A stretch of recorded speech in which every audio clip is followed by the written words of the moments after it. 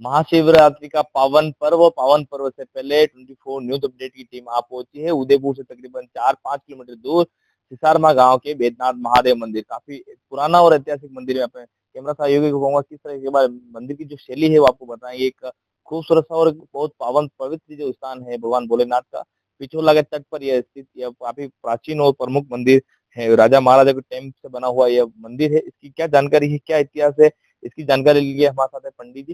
पंडित जी अपना नाम बताइए और मंदिर के इतिहास और विरासत के बारे में आप थोड़ा। मेरा नाम नरेश नागदा है। मन शिवलिंग की स्थापना भगवान रामचंद्र जी ने त्रेता युग में की थी। उन्होंने रावण को मारा था, तो रावण ब्राह्मण था तो उनके ऊपर ब्रह्म हत्या का पाप लगा। उसके निवारण के लिए यहाँ पे भगवान राम जी ने ब्राह्मणों को 52,000 बीघा जमीन दान दी और शिवलिंग की स्थापना की। फिर वहाँ पे एक छोटा मंदिर था। कालांतर में उदयपुर के महाराणा जो संग्राम सिंह जी द्वितीय थे, वो एक बार यहाँ शिकार खेलने आए थे। छोटा मंदिर था, एक बड़ा बड़ का पेड़ था। उन्होंने यहाँ पे आके मन्नत मांगी, अगर मेरे उनके को संतान नहीं थी, अगर मेरे को संतान हो जाएगी तो मैं भव्य मंदिर का निर्माण करूंगा। तो फिर साल भर के अंदर महाराणा संग्राम सिंह जी को पुत्र रत्न प्राप्ति हुई।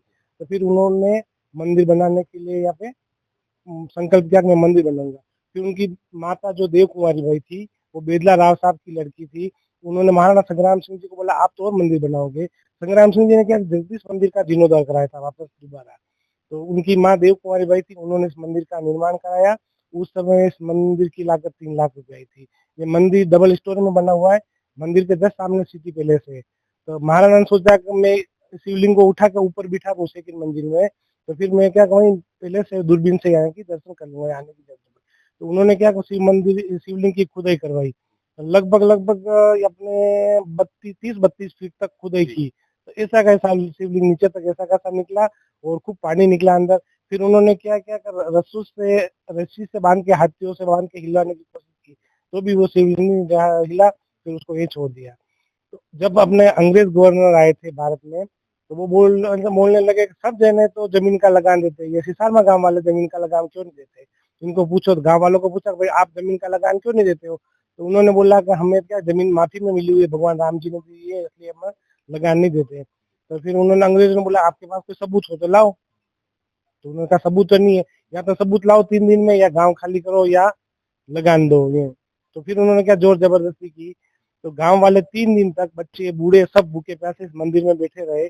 जैसे उनके तीसरे दिन की मोहलत पूरी हुई थी, जो तोरण बना हुआ सामने, इसके ऊपर से एक बंदर इस कुंड के अंदर कूदा, और उसमें से एक सोने का ताम्रपत्र जिसके ऊपर लिखा हुआ था कि पुराने जमाने में भगवान राम जी ने यहाँ पे ब्राह्मणों को 52,000 बीघे जमीन दान में दी, वो लाके उनके सामने पेश किया।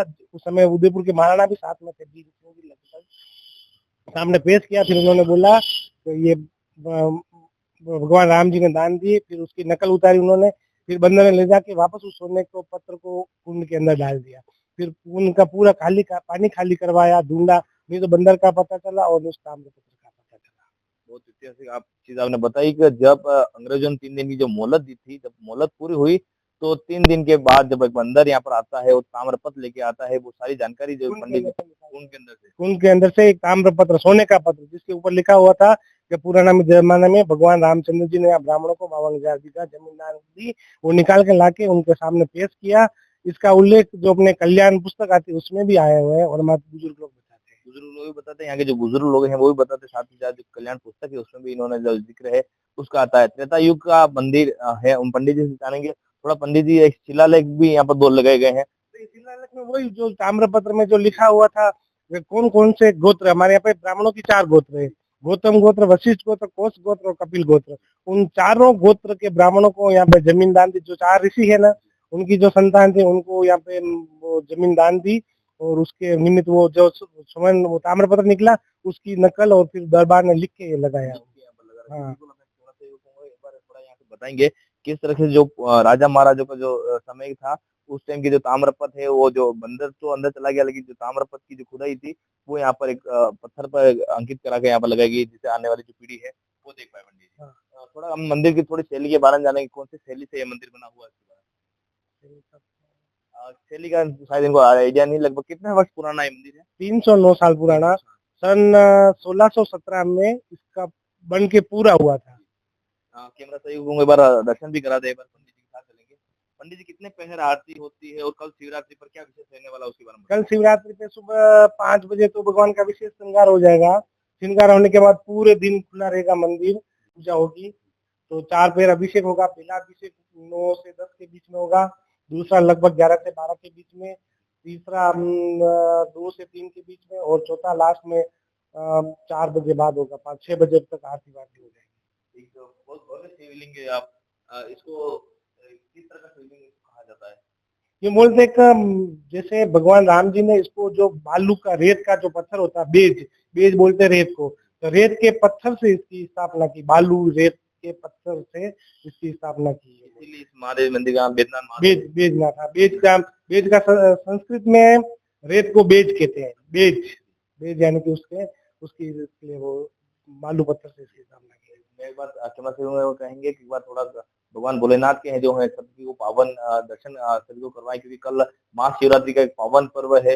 यहाँ पर भी बड़ी संख्या में जो शहर के आसपास से काफी सारे लोग यहाँ पर आते हैं दर्शन के लिए। हाँ, दर्शन के लिए यहाँ पर आते हैं। भगवान भोलेनाथ का आशीर्वाद हमें सब पर बना रहा है और बना रहेगा। पिछोला के तट पर एक खूबसूरत सा मंदिर यहाँ पर भगवान भोलेनाथ का, बैद्यनाथ महादेव का मंदिर, वो पुरानी कलाकृति से निर्मित और एक काफी 309 साल पुराना यह मंदिर, जिसका इतिहास से जो पंडित जी ने बताया त्रेता युग का यह जो यहाँ का इतिहास शिवलिंग यहाँ का बताया जाता है। शिवलिंग त्रेता युग से भगवान राम द्वारा स्थापित है।